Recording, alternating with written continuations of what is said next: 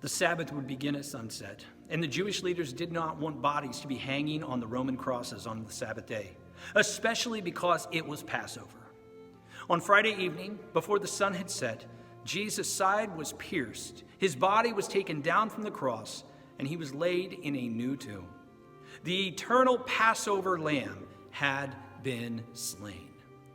John chapter 19 records, "Now it was the day of preparation, and the next day was to be a special Sabbath, because the Jewish leaders did not want the bodies left on the crosses during the Sabbath. They asked Pilate to have the legs broken and the bodies taken down.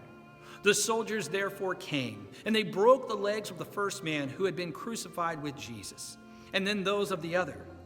But when they came to Jesus, and they found that he was already dead, they did not break his legs. Instead, one of the soldiers pierced Jesus' side with a spear, bringing a sudden flow of blood and water.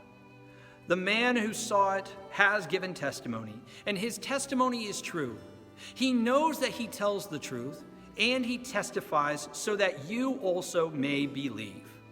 These things happened so that the scripture would be fulfilled. Not one of his bones will be broken. And, as another scripture says, they will look on the one they have pierced." Later, Joseph of Arimathea asked Pilate for the body of Jesus.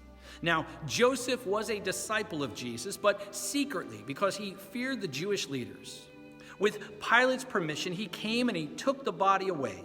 He was accompanied by Nicodemus, the man who earlier had visited Jesus at night. Nicodemus brought a mixture of myrrh and aloe, about 75 pounds. Taking Jesus' body, the two of them wrapped it with the spices in strips of linen. This was in accordance with the Jewish burial customs. At the place where Jesus was crucified, there was a garden, and in the garden a new tomb in which no one had ever been laid. Because it was the Jewish day of preparation, and since the tomb was nearby, they laid Jesus there. Friends, this evening, we invite you to reflect in worship and to pray.